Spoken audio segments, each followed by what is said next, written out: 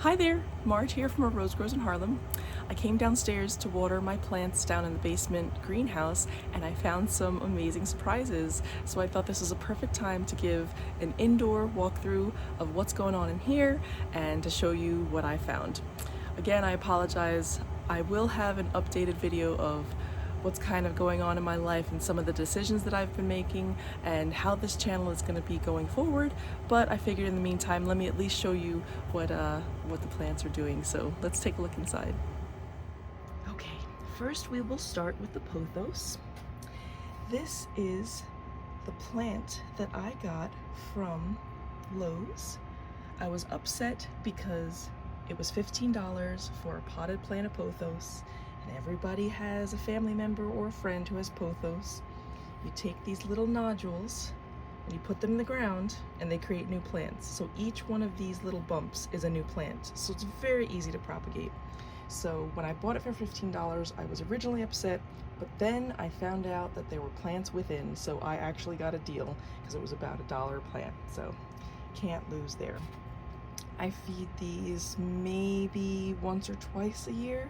Pothos really doesn't need anything, but just a little bit of plant fertilizer. I have some liquid fertilizer. It's probably like a 2-1-1 or something like that. It's very, very low, but I just water them once a week and they're okay.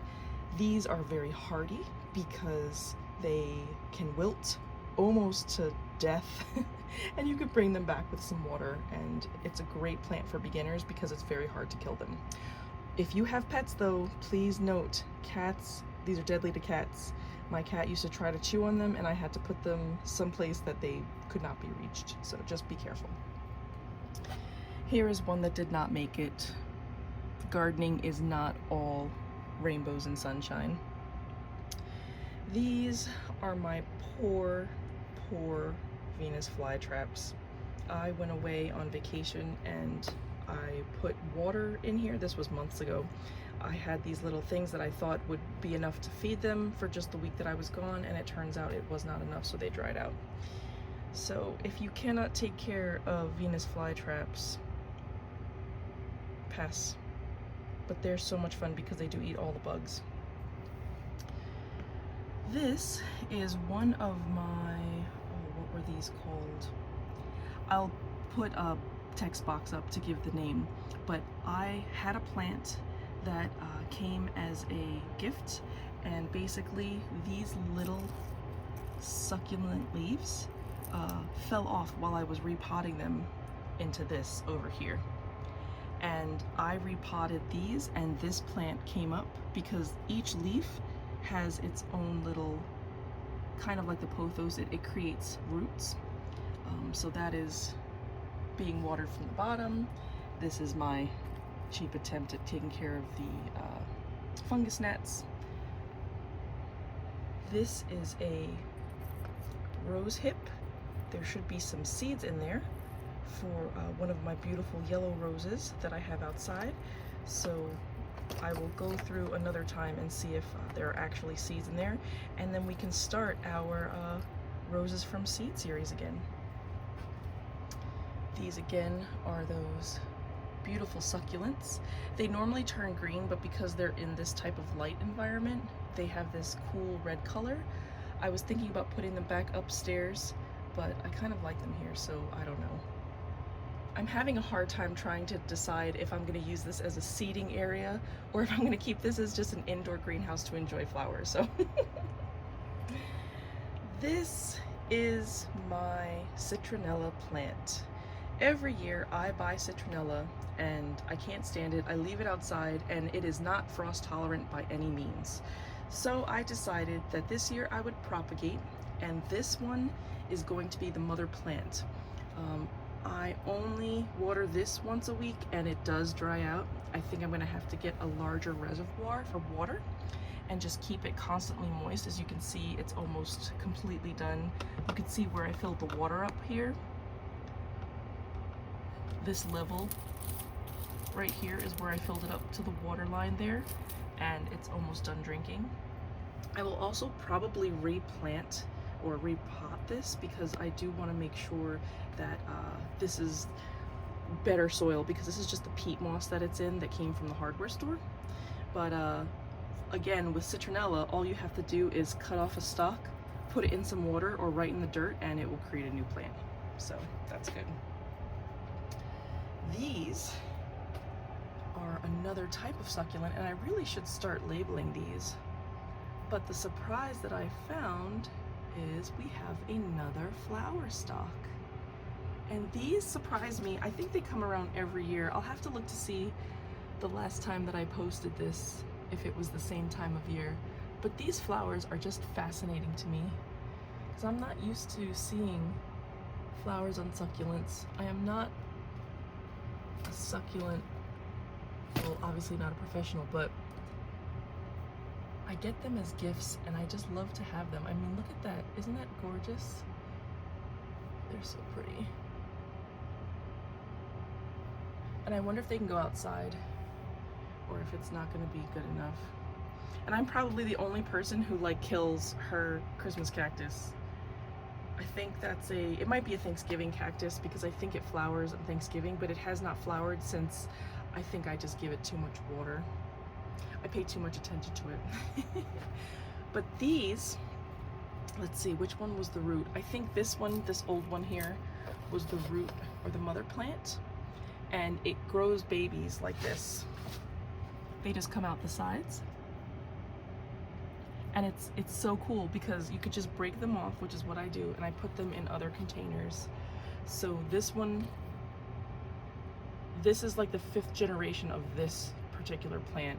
This one came from that plant. This one came from that plant. But then if you look closely, there's another baby over there that I think is trying to survive. But there's another plant over here that came from this one. And these are other little plants that I really have to get repotted. But they stay small if the container is small. And you see, you just water from the bottom. That's pretty cool. I just like the shape. They look like little teeth.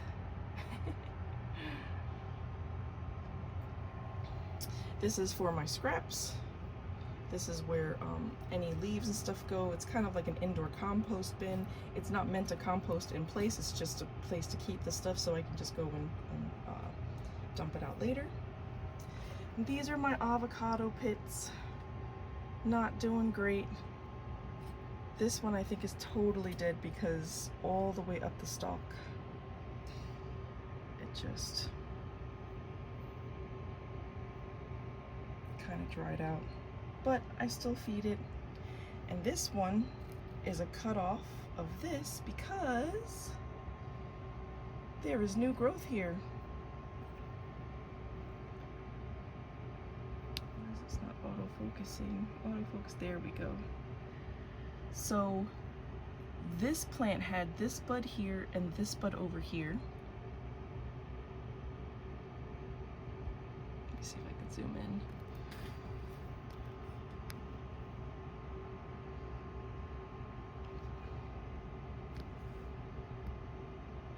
There we go.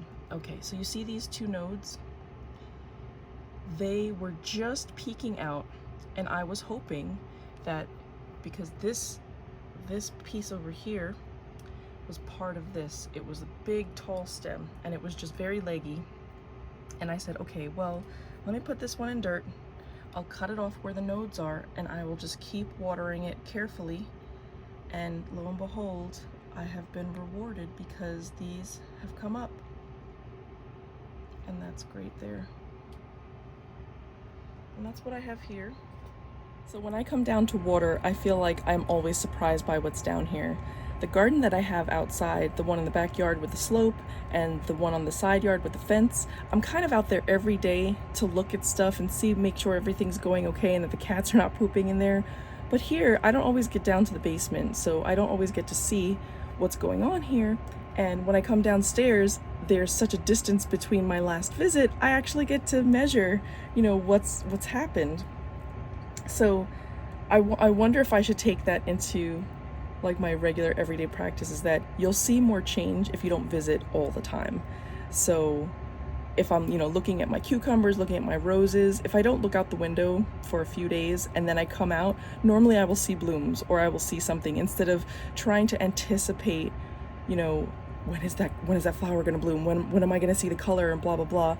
Go out, go to the library, go do something else, maybe work on, some videos, do some editing, just take a break for a little while and then come back to the garden, and then you get to see it.